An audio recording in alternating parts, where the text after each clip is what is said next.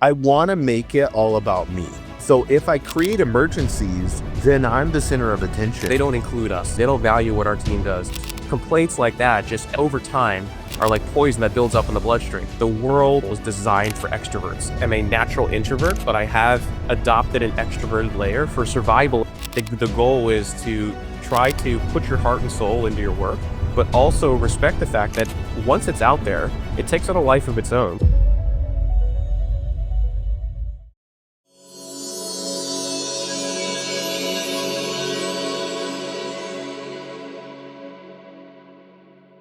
Today, we've got Eric Charran, a 25-year corporate warrior who's battled the wildest bosses and lived to tell the tale. His book that's out right now, get it in the show notes. Have you ever had a boss that, and we're going to get into archetypes today of all different types of bosses that you may be or that we've had. It is a survival guide to thriving under the micromanagers, the crisis junkies, and the forgetful geniuses we've all met. From Microsoft meltdowns to mastering the art of managing up, Eric dropping real talk strategies, I believe that will turn your workplace chaos into career gold. Thank you, Eric, for being on the podcast today. Jason, thanks for having me. I'm excited to be here. Yeah, it's super cool. Eric, I want to get right into it.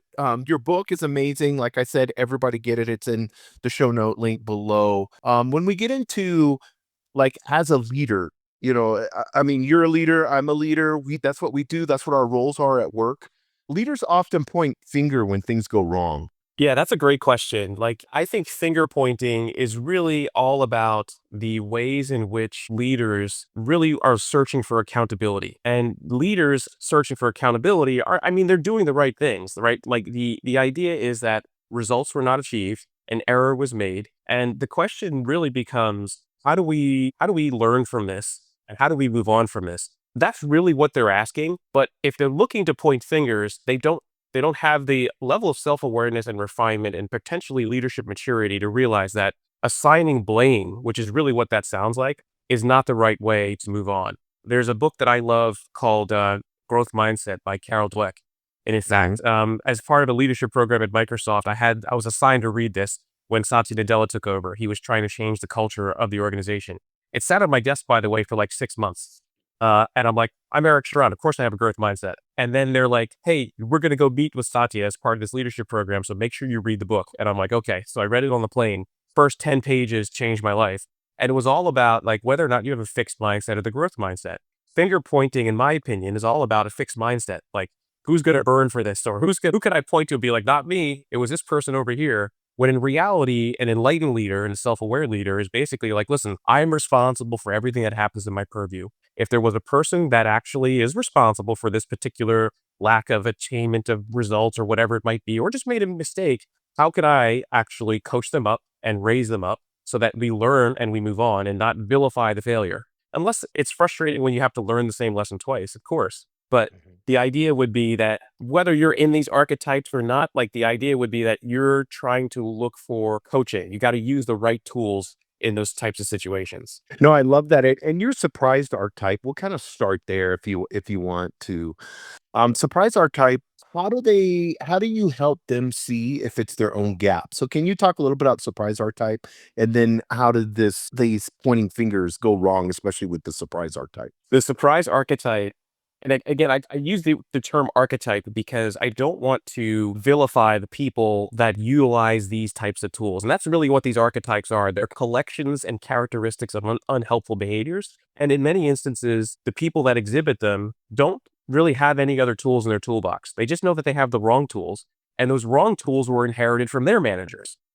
And I often say leaders lead how they were led, coaches coach how they were coached. It's the same thing. They're just filling up their box with all these wrong types of tools. The surprised is one in which their mental bandwidth is sapped. They are just in crisis and survival mode.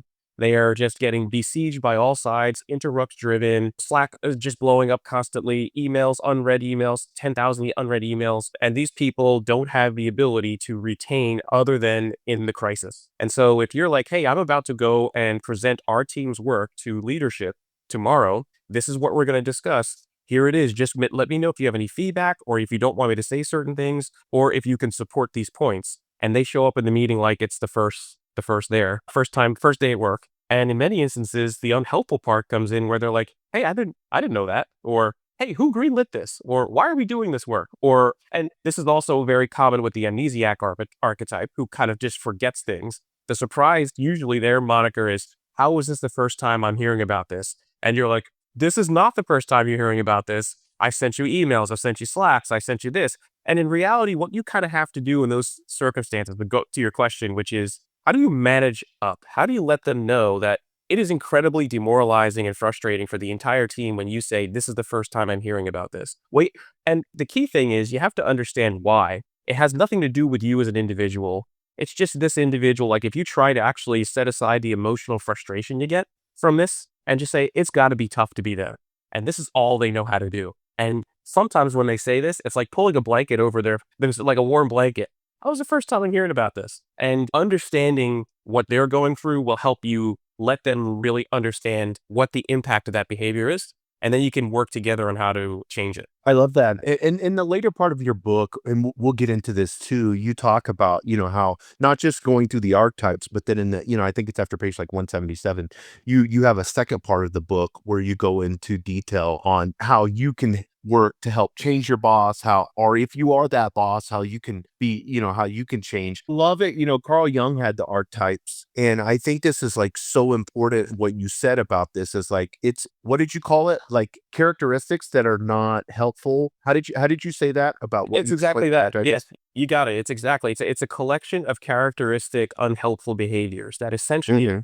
are equivalent to wrong tools in the toolbox. If you need a screwdriver, you got a hammer. And you might not know that you need a screwdriver. You just know that in the past, my boss used a hammer when this came up, so I'm also going to use the hammer. And you're like, well, this is the only thing I really know how to do, especially for early in career leaders, folks that have just been given that first vote of confidence by the organization. We think you're ready to lead. In many instances, lots of organizations spend time on people like me. The leaders that have been around for a long time that are managing 200 to 300, maybe 500 people, and all of the leadership courses and materials go to those levels.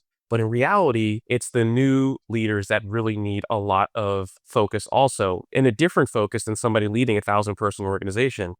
These are, how do you actually plumb in and put in the right tools so that these bad behaviors and these unhelpful behaviors don't persist generation after generation? Yeah, I love that.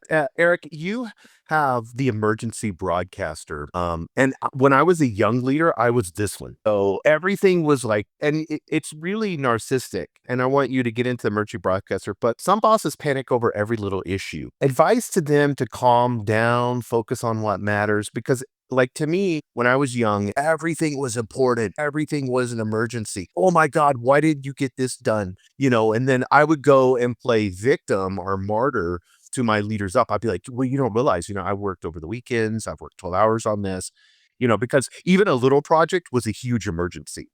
Kind of go over the emergency broadcaster archetype, and I'm going to sit here and kind of, First of all, what an amazing set of self-awareness for you to actually diagnose your own behavior to that degree. That's Mhm. that's a growth mindset, by the way. That's fantastic. Good for you. And as I was writing these, I found myself in a little of all of these, which is interesting. I guess if you're a self-aware person, you're self-aware enough to know you're never going to be fully self-aware, if that makes sense. Right. The idea behind the emergency broadcaster is that this is an individual that, again, under such immense pressure, overworked, under intense load, gets a Slack message in the morning. I write about this in the book. By the way, all the stories in the book come from my life. I just use different character names to protect the innocent.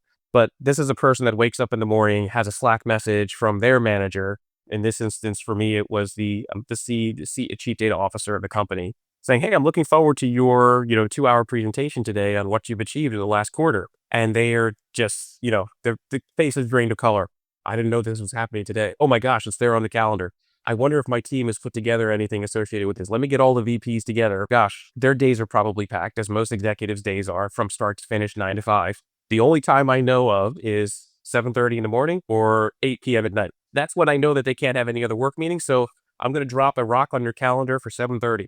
People are joining from, car drop-off lines for their kids, screaming in the back seat, trying to manage themselves on Zoom, getting on and off trains and planes, in elevators, trying to join the Zoom meeting, just basically reassuring the emergency broadcaster that, hey, this is not really an emergency. No need to call this 7:30 meeting. We got it covered, and we told you like last week. So the emergency broadcaster typically has very little respect for work-life balance, and these emergencies arise because they are just woefully unprepared, are fearful of what's going to happen as a result of their unpreparedness. Yeah, and I think a lot of it has to do with, like, for me, when I was younger and I began to realize this, I want to make it all about me. So if I create emergencies, then I'm the center of attention. And also on top of it, I had the victim mindset, instead of a growth mindset, I had the victim mindset of I need to be the martyr in every single thing I do. So Yeah. do you see that play out with the emergency broadcaster? Not so much from the emergency broadcaster. The emergency broadcaster to me, in what I've experienced this, is it's just the whole saying, I'm going to get this wrong. An emergency on your part constitutes an emergency on mine. Like, it's not supposed to be that way. If that's the core of the emergency broadcaster, and then they just disrupt your life. And Mhm. so the question is, how do you deal with that? And I go through that in the book. I think the complainer is probably closer to the one you're talking about. Yeah, let's talk about the complainer. I think this is really cool. Yeah, the complainer is one in which the manager maybe is a longtime manager, or they're just this type of personality in which the world is constantly out to get them. I often tell everybody that'll listen to me is, if you look for negativity and the evidence that people are against you and people are purposefully excluding you, you're going to find it. Whether it's Mhm. real or not, you're going to find it. Now, that's not to say that it doesn't exist, but at the same time, if you have a positive mental attitude and if you look for positivity, which is something I discussed, like you mentioned in the second half of the book, think the world's a little bit different. But Mhm. the complainer, for whatever reason, well deserved or unintentional, or that's just the DNA of the personality, they kind of just poison their own teams with negativity. One manager I had was just consistently on the outskirts of their core group of leaders. So this was an SVP that was just, you know, uh, marginalized. And it may be because they just didn't know how to insert themselves Mhm. and raise their hands and stand on stage and say, hey, you know what? I have an opinion on this. Let me tell you what it is. Maybe they were waiting to be asked, waiting to be invited, waiting to be room made for them.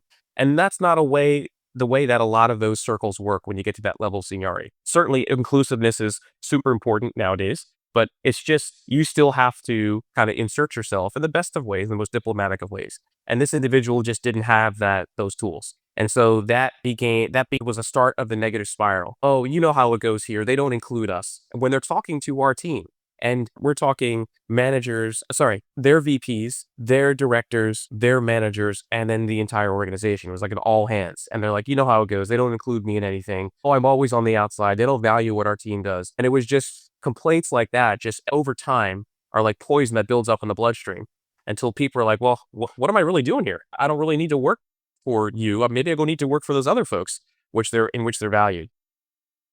I love the complainer, actually. I learned this, and you reminded me of this when I was reading your book. I like complainers because usually they have a melancholy temperament. They may be a little bit more introverted from what I've seen, but they're super good at pointing out details, things that I've missed. So if I let them know, and you're exactly right on with this, if you let them know, hey, I want to listen to you, let's schedule some time on the calendar, and I want you to go over in detail. They love that word, in detail some of the things that you think that we're missing, because I value your opinion. And a lot of times the complainer, like you said, from what I've seen in my life, a lot of times the complainer is just complaining because they feel like they're not being heard, and they kind of have more of a melancholy temperament, if that makes sense. It does. I would agree with that. And in reality, it's also because they might not have the ability to make themselves heard. Because Hmm. as I often have commented in the past, like, the world and maybe corporate America at the executive level was designed for extroverts, people that have big personalities that oftentimes shoulder their way on stage, again, in the best of ways, in the most collaborative of ways, and just start to be big, right? I myself am a natural introvert, but I have adopted an extroverted layer for survival in these environments. So I understand both sides of the coin. I understand not being able to say that, hey, you know what, in that meeting, I didn't say a word and everybody else just took up all the airtime. And Hmm. then I have to, like, put on that mask of the extrovert and say, hey, you know what? I have an opinion on that, and start to use all of the diplomatic and conversational tools to kind of just wedge your way in, not be disruptive, and say, here's my piece. The way to help a complainer archetype is to kind of pull them up out of that jaded, spiral of despair and say, I'm here as your subordinate to help you. I'm going to help coach you. I'm going to help guide you. I'm going to be your support system. And together we will make sure that what the great things that our team knows how to do is known. I'll actually do the groundwork. I'll do the legwork. I'll do whatever I can to support you. And together we're going to make this a different story. Yeah, it changes dramatically. I actually prefer a complainer on my team, because once you have the right tools to be able to, I don't wanna use the word handle them, that's not a great word, Mhm. but to be able to have servant leadership towards them, it changes them dramatically. Let's get into I recently experienced this where I had somebody who forgets what they promised. And they have this routine, and I watched it not only with myself, but then with a bunch of other leaders that this top leader was consistently forgetting what they promised. They would just run around and promise everything. Not a bad person at all. When you're talking about this amnesia and this archetype, what are you seeing in them? Yeah, again, it's the probably the common thread is just the load of leadership. The mental load associated with a lot of these executive positions is enormous. Mhm. And some people take to it really well. They have minds like steel traps. The more creative ones of us have the ability to kind of drift towards interesting problems to solve. And I know this because this is probably the closest archetype that I actually am. In many instances, I've been on calls where I'm solving the same problem again, and then I'm asking people to do the things that I already asked them. And they're like, yeah, we know you already asked us to do that last week. And I'll say something like funny, like, "Oh, I'm better than I thought I was." But in reality, it's because the mental strain is so heavy that I am a problem solver, much to my wife's chagrin. I love solving problems. And so if there's an opportunity for me to solve it and I forgot about it, I might solve it again the same way or maybe with a little bit of twist. That can be disruptive. It can be confidence sapping to your team, but also in the same time, it's like, wait a second, he already told us to do this last week. Maybe he knows something new that we don't.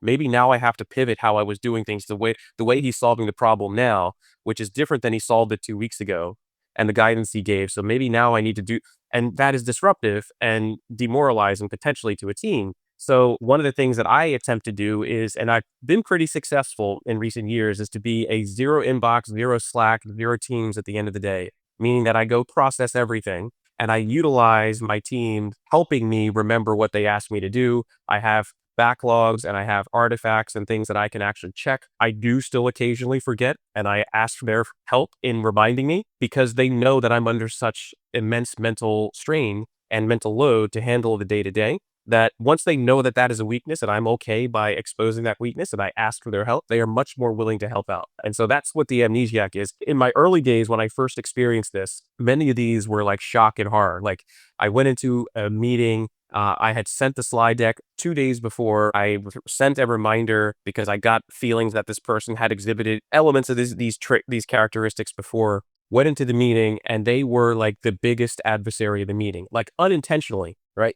They were like, "Who greenlit this thing? And how long have you been working on this? And why are we doing this when there's this other project that's spinning up over there?" And I'm like, "No, remember this." And so I am just this is the first time I'd experienced it, so I'm sweating bullets. I'm like, is this some kind of like super like corporate strategy where you ferret out and you play the opposition so the other people in the room will be gentler on me? Because it's next level if that's what it is. That was not what it was, Jason. This was I just forgot and I didn't pay attention. And now not only am I not paying attention, but now I'm tearing my own subordinate apart in front of leadership where they're trying to convince. So it was a challenge for me. So, what are some of the communication with your team? Because I know a lot of creative introverts have this problem. What is your communication with your team about honesty, transparency when it comes to letting them know how you are with this? How have you done that to help someone else? You have to lead with humility. You also have to remind people that this is my weak spot, but not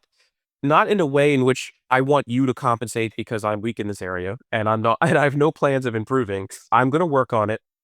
These are the things I'm doing to work on it. In the meantime, help me out by reminding me, by sending me summary Mhm. emails before the session, sending an email with this subject line so that I can actually zoom in on it right before a meeting. Those are all techniques that I work on with my team together with the express purpose of me getting better and me growing, not just saying, "Hey, I'm just like this. You're going to have to deal with it." And they send me emails with different subject. So it's also the humility to say, I'm not perfect. I am fallible. We're all on a journey. You folks are on a journey. I'm coaching you through yours. and I'm being coached just by being aware of this, and you're helping me as I progress in my journey. So it's servant leadership, leading with humility. I think those are the most powerful things that I use to kind of get my teams aligned so that we're all successful together. Yeah, I love that. That's so good. I want to get into this one kind of always rubs people the wrong way, and everybody's, I think, experienced an order taker archetype. Some leaders have a tendency, and if you're self-aware, a lot of order takers aren't self-aware enough to understand this is what they do. But some leaders always say yes, to the top. Not only when you say yes to something, you're creating more of a burden for your team. How does an order taker plan help them? How do they stand up? What are some of the issues around the order taker? Yeah, the order taker for your listeners are people that value harmoniousness amongst everything else. So their job is to, or what they believe their role is when C-level executives say, listen, this is the three new things we need to do this year based on our performance last quarter, or this is the most important thing right now. We just had a breach, so now we need to focus on security rather than feature release.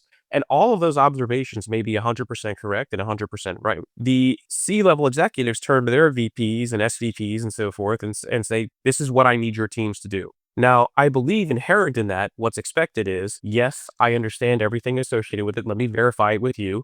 Got it. Now, let me come back to you and tell you what it's going to take. It's going to take additional teams and hiring. We're going to need more headcount. We're going to need more budget. And we're going to need to push off these other programs that we're working on in favor of this. Does this make sense? And usually that it's not an argument back. It's just a statement of reality. If I focus on these new things, these are the things that are not going to get done. And we as an organization have to understand that. That is a leader with the right tools in their toolbox. A leader that values harmoniousness says, this is the boss telling me what needs to be done. I need to do it to make the organization successful. Hey, everybody, time out, stop. We just have a new change in direction. Everything you were doing goes away, and we're focused on this set. And listen, that happens in business. I probably don't have to tell you or any of your listeners. That's going to happen. The challenge is when that becomes part of the process that you just blindly accept. You say, okay, yes, got it. And do you want fries with that? No, hey, we might want to think differently about this. Hey, we just got two other organizational initiatives from the other parts of the organization, which we think are important. Here's my opinion. What do you think? And so that hierarchical rolling downhill of the assignment becomes part of the harmonious nature. And they don't want to be seen as saying no to anything. They think that if I were to come back and to negotiate around, the resource triangle, or what should I get done, or what's my new number one priority, here's what I think, that they are maybe seen as non-compliant or difficult.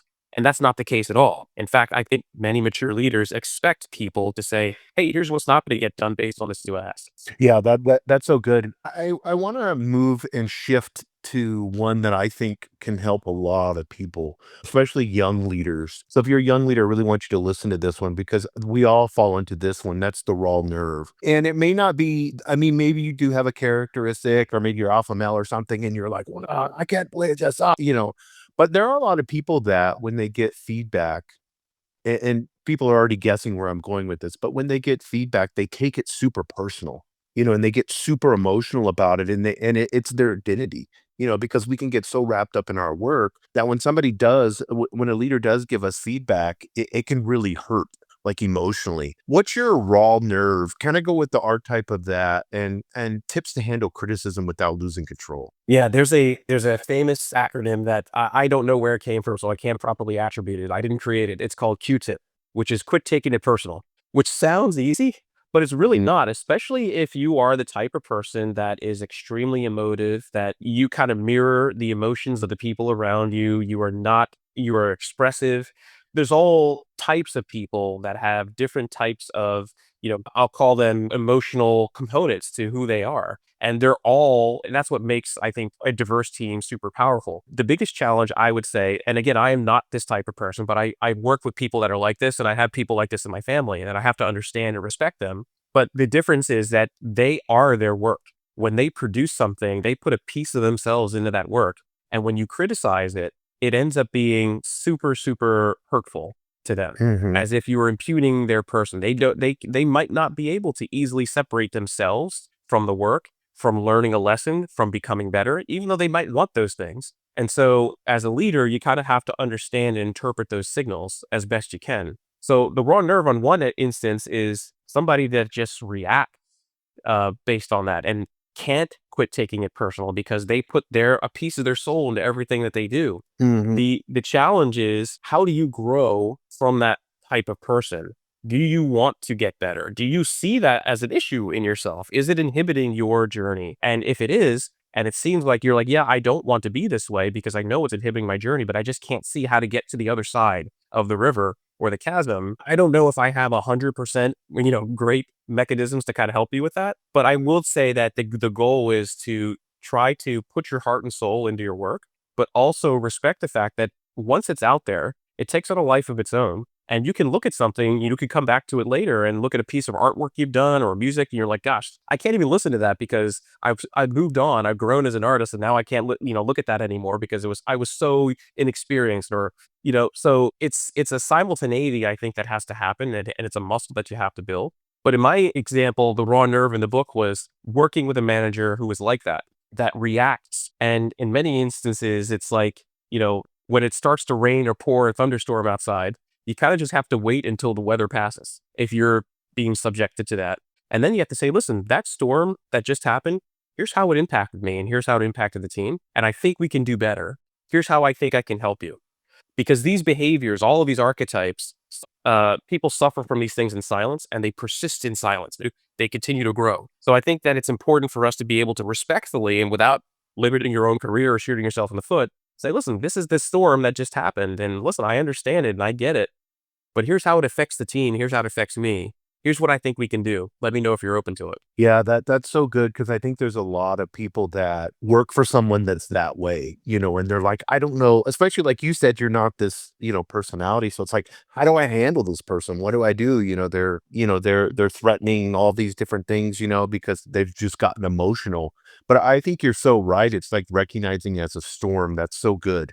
And that they most of those personalities they pass, and then Yeah. I've dealt with leaders that way and they'll apologize 100 times, but and then it's like, well, if this is them, I'm not going to change them. They're on their own journey. But I do know if I wait 2 days, then everything's back to normal, if that makes sense. Yeah. Yeah. Thunderstorms are scary. The first couple are scary when you're a kid, but eventually you go through enough of them and you're like, all right, this is just how it's going to be. I'll wait till it's done. And then again, the difference is not just suffer in silence. Just say, listen, it seems like you're really passionate, but that's great. But also here's the fallout from that. Let's find a way in which you can give me that information without the fury. Yeah, I love that. This one right here, attack sub, I think is every leader. When we get uncomfortable and our thermostat goes above what we're used to, we do attack sub. A lot of leaders will do it, whether they do it subconsciously or consciously. This is an important one. And I think this holds their leadership back and holds the team back. What are inside self-awareness practices? Kind of go into attack sub a little bit because this one I think is huge. Yeah, attacks of the story I tell, and then the one that's in the book is I was at an airport and I've done all my presentations, traveling for a business internal conference. I'm ready to go. I'm gonna sit back, relax, and watch a movie on the flight. Get to the hotel, get to the venue, and show up, and do all the blocking, and get mic'd up, and all that kind of stuff. But as I'm boarding the plane, my phone blows up from my manager. Hey, we've got an additional thing. It's going to be right before your presentation.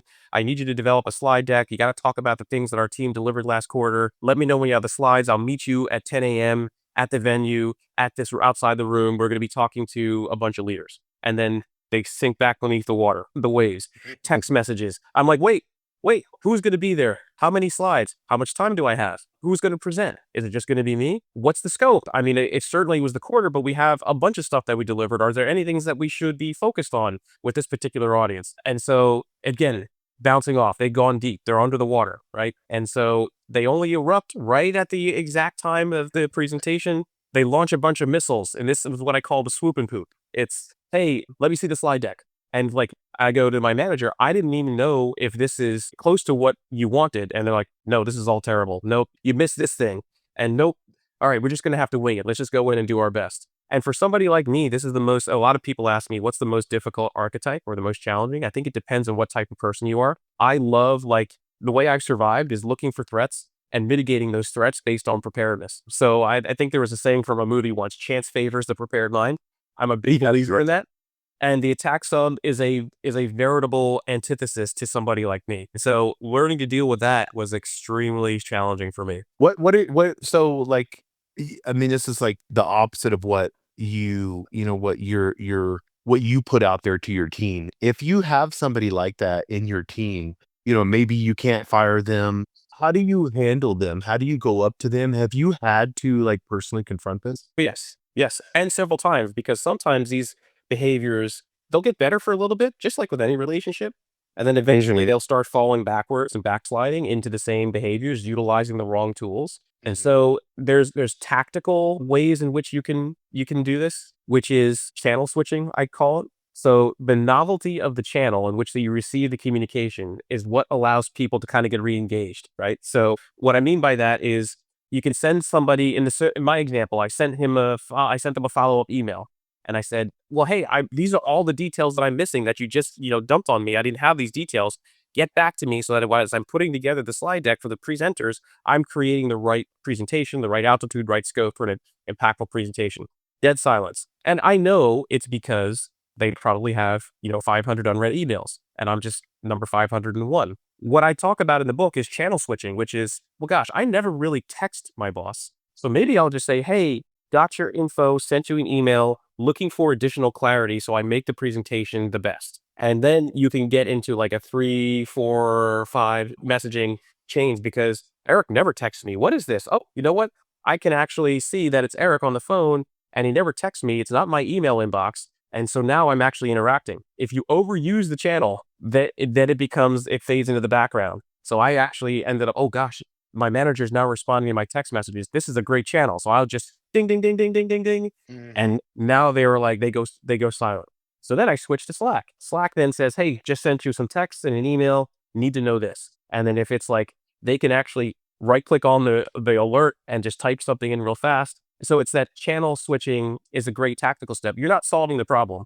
You're just being able to try to get the information you need. What solves the problem, again, is letting them know what pressure they're under, emotionally identifying with how frustrating it must be that they can't give this guidance, and then working on ways in which they can manage their communication better, where they can manage information better, whether or not you can break through some of the challenges that they have in their communication fabric.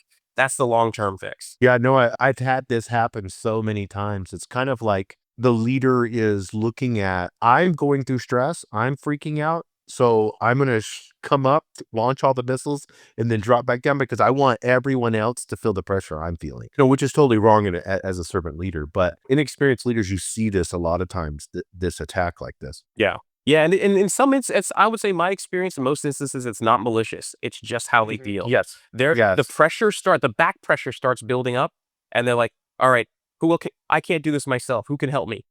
All Mhm. the missiles go. Like, do this, do this, do this. Not enough detail, not enough depth, not enough expectation setting. It's just an explosion of pent up back pressure Mhm. that they're facing, that they're dealing with. And then they just go deep again because they have work to do. Yeah, attack sub's yours. This next one is mine. I think I have the hardest time dealing with, people that have this characteristic of not being committed, being flaky. Like for me, my whole brain is execution. We have to execute. Let's execute everything. We can talk all we want, theoretical, and we can have the intellectual conversations all day long. That's fine in Mhm. theory, but we have to execute. So having this, and I don't know how you say it. Is it LIFO or LIFO? Life, I think it's an odd counting term, last in, first out.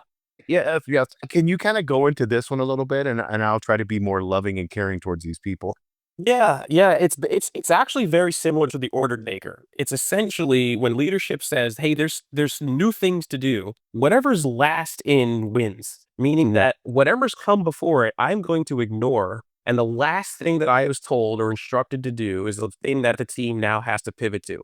Very similar to the order taker, but the difference is that it's always the latest thing. And Mm, the reason is that this is extremely difficult is, as many of your listeners know who are in a corporate environment, or maybe if you're not, you still need to have results at the end of the year. What did you do? And if you weren't here, what could have been done? What wouldn't have happened if you weren't here, right? That's the negative space way to look at it. But essentially, it's how you articulate your value, it's how your economic and your compensation is looked at, career opportunities are looked at. So in this instance, it's constantly being taken off and switching tracks and jumping tracks to where you never finish anything. You Mhm. work a bunch on things, but you never finish anything because the last thing, the last request in is now the most important thing, and all resources are now on that last thing, and everything else falls by the wayside. The challenge with that is if you don't finish things, the question is, well, what do you have to talk about in the next quarter or in the next Yes. at your performance appraisal? And ultimately, the team collectively didn't really deliver anything. They just were busy the entire time. Now, organizations do reward busyness, unfortunately, but many organizations, especially around performance management, are rewarding results and how the results were achieved. Now, if you're constantly switching, you're not really achieving anything. And that actually has a poisoning effect in the well, Mhm. because people that love finishing things, that love having impact and know that they need it and are not getting it, that's a challenge. So they may not commit to the newest, latest thing.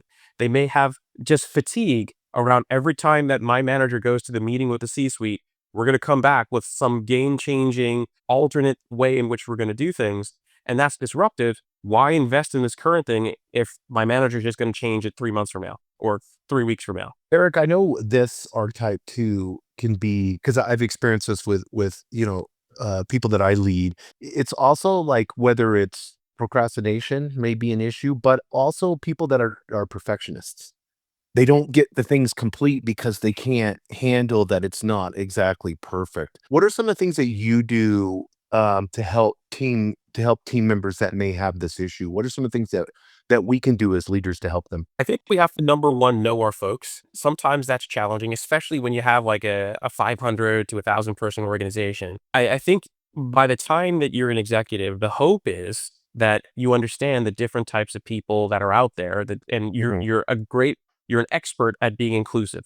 That's not the case in a lot of circumstances. So the number one thing to do is to know the types of people you have. And sometimes you might have completionists. You might have people that are what we used to call in Microsoft pro in place, people that just love doing what they do and they don't necessarily want to change, and they are experts at what they do, and that is something that they take pride in, and we should value that as leaders, and we need folks like that.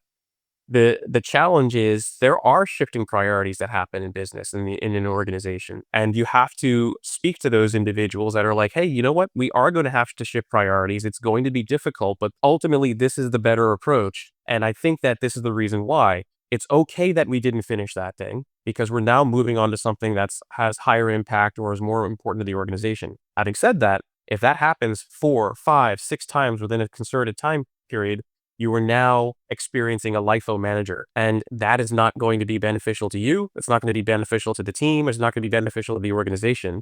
And it's just a matter of time when leadership catches up and realizes that, hey, a team over there always seems to be busy, but when we count on them to deliver something, nothing really happens. And the people that are the most challenged with this are the people that are completionists, that the Mhm. pro and place people that love finishing things. Yeah, that's so true. I want to shift to the later part of the book for our next, our last few minutes. Eric, you say people quit leaders, not jobs. How does your Superman versus Lex Luthor idea make bosses worth staying for? I think the difference of it for the reader or for the listeners out there, I used to give my son an example in which, everybody's got superpowers. Number one, you should know what your superpowers are. The second thing is use those superpowers for good, or you can use it for maybe not so good. So the analogy I used to give is Superman. He can do things that regular people can't, but he values the imperfections in the people around him. Whereas Lex Luthor, again, has his own superpowers, intellectual capability, but at the same time, he looks down on people that are not capable like him. And he might even be super jealous and or vindictive against somebody that might be more talented than he is.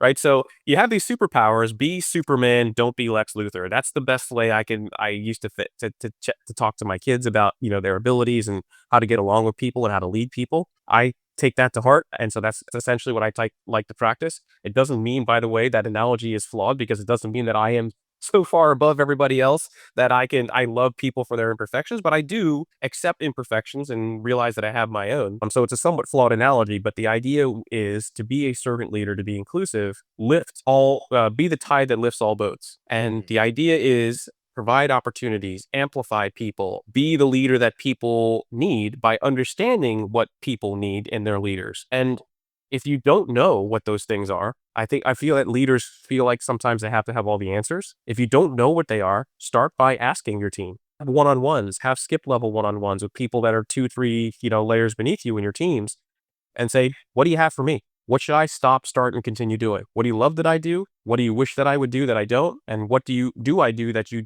definitely don't like? And let's work together. Provide me that feedback before it comes out on your pulse survey and you're like surprised that everybody in your team hates working for you." Always have this cycle of investing in getting that feedback and making changes. Yeah, it's so good, because like Superman or the hero archetype is the one that serves. It's willing to take the responsibility, put the cape on, to go out there and serve humanity. Where the Lex Luthor, the villain archetype, is the one that's, exploiting, always wanting to use, so and we know leaders that are both types. Eric, I know in the latter part of your book also you have a section on tough talks. And I know that scares most leaders off. What's your go-to move from the book to start about kind of those hard conversations? Well, I think maybe I'll approach it from two angles. The first is when you have to have a challenging conversation with your leader. And in many instances, especially earlier in career, you're coming out of school, you're work for a manager, the manager has been kind of rewarded by the organization with a leadership position. They have the organization's trust. They were hired in or promoted. So there's a significant amount of confidence. And you're like, wow, if I want to achieve career velocity, I need to learn everything that this person did and does so that I can actually one day either find my own leadership position or maybe be in their succession plan. And if I speak to them the right way and I hit all the bars that they're establishing, that means I'm going to get a good review, which means I'm going to have a positive economic situation. My career velocity is going to increase and all these things. So you understandably have this perspective of reverence for one of these individual leaders. Hmm. That also translates into you just accepting and suffering in silence around criticizing a person like this. And so the section about tough talks is really about how do you actually have emotionally intelligent conversations with your manager where you get them into a position where they're willing to listen to your feedback. As we all know, people make emotional decisions and seek reason to back it up. They don't make Yes. reasonable decisions, right? So if they're not willing to listen to you, you can be right all day long and they will just dig deeper and bind more to that emotion and reject your logic. And so it's all about working and being of service to your manager to say, listen, this is the gap that we both need to accomplish or to achieve or to address. Here's how I can help you. The Mm. other approach to answer this question is when you have to have tough talks as a leader, either with your leadership, but more importantly, your team. I find the number one tool that works really well is the compliment sandwich, right? So if you have to deliver criticism, deliver a compliment first, deliver the criticism in a growth mindset way without being incriminating or saying you messed up or this was a big miss or anything like that. Because in many instances, they know it. If you've hired well, they know it. And then follow up with another compliment. We'll get through this together. It's a learning opportunity for you. It's one for me. Let's make sure we don't learn the same lesson twice. Here's what we can put in place to make sure that doesn't happen. Let's go forward. Yeah, I love that. Last question, Eric. I know busy leaders a lot of times, because of the business trap, we miss team struggles. What is your 25 years of experience? How can we spot that? And more importantly, I think not just spotting it, but then solving the issues, without before it becomes this big, before somebody comes to us and shares it, or somebody quits, or we have to make a position change. How do you look at that when we're so busy? How do we kind of keep an eye on what the struggles that the team's facing? Yeah. You don't want to be a surprised manager in these instances, right? You don't want to be like, how is this the first time I'm hearing of this? If I knew this only 6 months ago, maybe you wouldn't have had to quit and we could have worked together. And they're like, yeah, probably so, but now I've got a better opportunity, right? So the number one thing I think is at least the way my management journey has been or leadership journey is sometimes you get to a place where you're like, all right, there are no issues. Everything's in steady state. No one's complaining. There aren't leaders coming to me and telling me that people on my team stink. People are genuinely happy. Things must be good. And that's when you have to realize, all right, that means that there are silent challenges that I need to really investigate. The number one way that I found is ask. When you're entering those times of stability, ask, how am I doing? How is the team doing? What do they wish could be true that's not true? And how can I make it true? Do we need more offsites? Do we need more FaceTime? Do we need more recognition? Organizations thrive on recognition. This is something I forget is how do you recognize people for the fantastic things that they do? And it's not monetary. Nobody wants a $1,500 check and to make their fantastic I mean, maybe they do, but most people in my experience don't want a $1,500 check to say, hey, great job on the last quarter. They want thank you in front of everybody, potentially, depending on the type of person.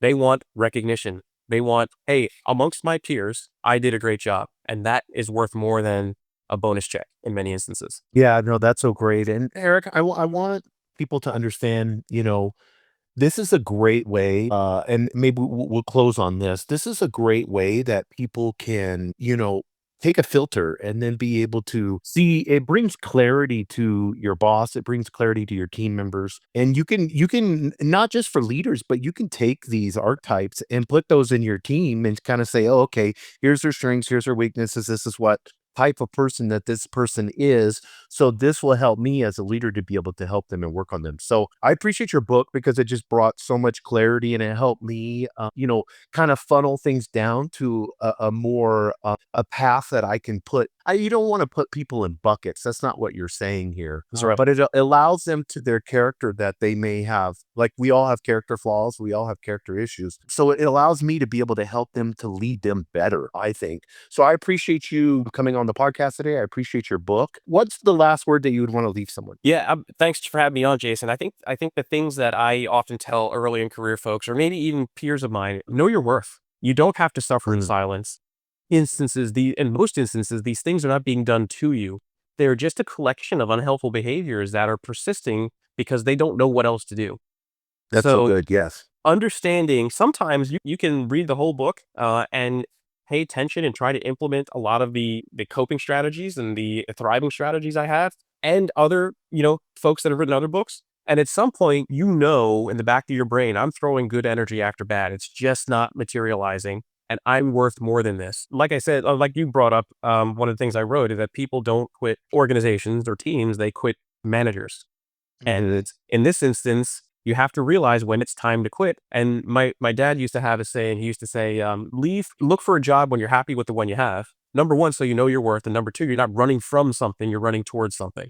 So those are the kind That's of so things I good. think that Yes. early in career people need to really understand. Yeah, that's so good because there's so much flexibility out there today. And if you're in an unhealthy situation, it's so important that you do know your worth and who you are. That's so great. Thank you, Eric. I appreciate it. Everybody get the book. It's down in the show notes. Thank you again. Thanks, Jason.